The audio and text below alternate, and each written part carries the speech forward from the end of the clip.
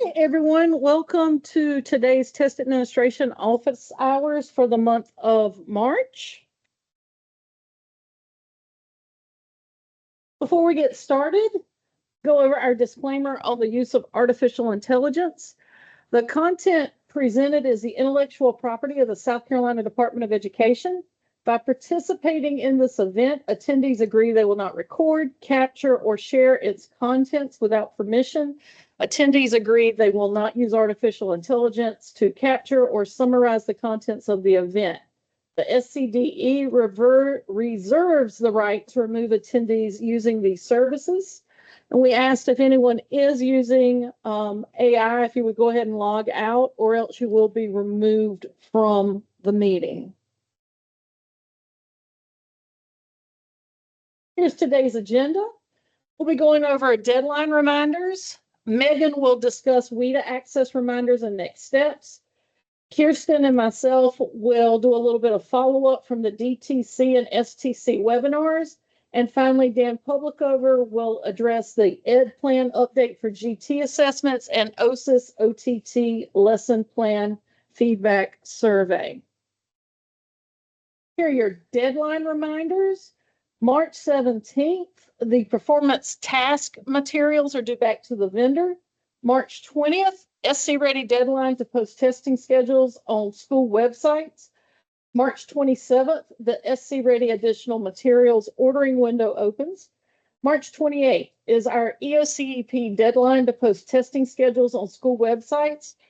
April 6th is the SC Ready participation management and registration and DRC's Insight portal opens. April 14th, the EOCEP participation management and registration and DRC's Insight portal opens. April 17th is the final day for SC Alt assessment window. April 20th is the opening of the SC Ready state testing window, and April 28th is the EOCEP state testing window open date. And now Megan. Thank you. Can you go to next slide? Yes. All right, everyone. So take a big sigh of relief. The WIDA access window is closed. We are done with just a few minor little things to tie up the tail end with data reporting. So of course, if you have not already done so, all your materials have to be shipped back by this Friday. We want to make sure everything's back and accounted for. Otherwise, any materials that are not able to be located or not accounted for would be a testing violation. So again, you can see that first arrow, that is Friday is your deadline to get those materials shipped back. The next one up there is the pre-data validation reporting. And so that is your chance to go into the system into WIDA AMS and clean up anything, check that student demographics are correct, make sure there's no additional registrations for students, make sure that students who qualified for less than 4 domains are coded with a do not score and an SPD code for the domains that they were exempt from. And all of that is in a great recording that WIDA and DRC did about 2 weeks ago. You can find a full recording and they walk you through every single step, all the possible ways and all the different things and reports you can run to make sure that all of the data is accurate in the system. And that is available in the WIDA secure portal for you to reference. And then you'll see there's some additional dates here. We do have a post data validation window. That is if something comes up that wasn't caught in the first data validation that you see once the reports come through, then you still have a chance to fix that internally so that everything for reporting is correct. All right, well, that's everything on my end. Hey, thanks, Megan. Next, Kirsten and I will discuss some things from the DTC and STC webinars that have happened over the last couple of weeks. First is the use of monitors, late arrivals, schedule changes, reference materials, and SC Ready grade level assessment guidance. All of these questions and queries that arose during the DTC and STC webinars have since been addressed in listserv messages. So I would encourage you to go back to the listservs from March 10th and March 16th for clarification on these. And if there are additional questions, those can be sent to Kirsten and I. Kirsten? I want to say a couple words on the bullet for schedule changes. This is for changes to the Google survey that collects the testing schedules. This year, we had decided to keep that survey open an additional month so that you'd have plenty of time to enter those school testing schedules. And it's very important that those dates and time, or dates and the schedules, get solidified well early in the year, because we don't, I would appreciate if we could minimize the number of changes that are requested after the Google survey closes. It's hard to keep up with those changes. I'm happy to consider a request for a change if you have a serious need, but it's really would be very helpful if schools could firm up their testing schedules early in the year so that we don't have to entertain a lot of those changes. And to piggyback off of what Kirsten said, after the state testing window opens, we will not consider any additional changes. Correct. Awesome. Hey, Dan?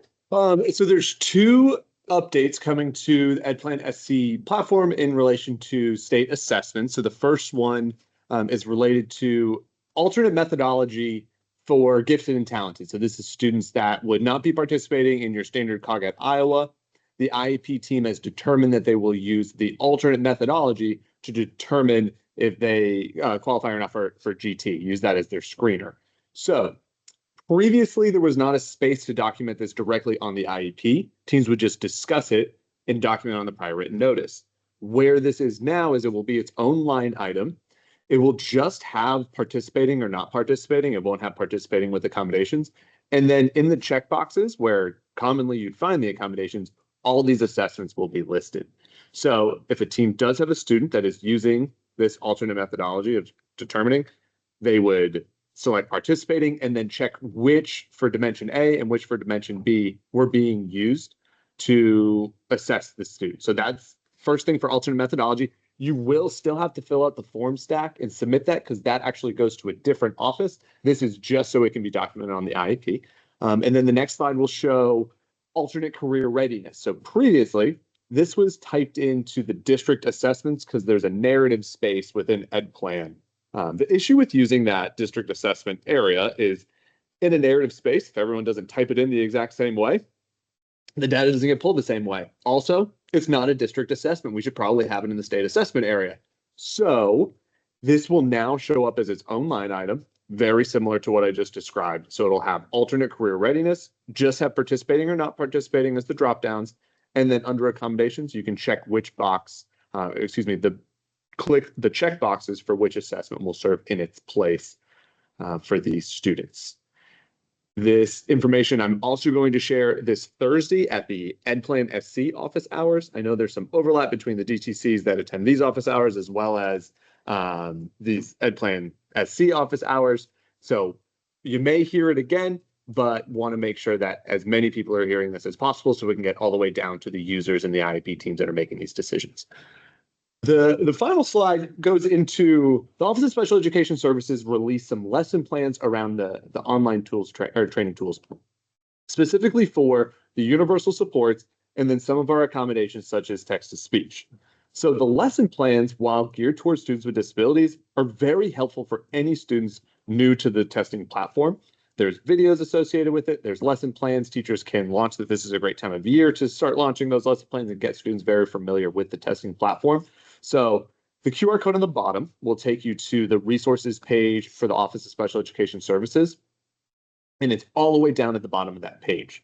I'll also include that link in our note catcher that gets posted with this video.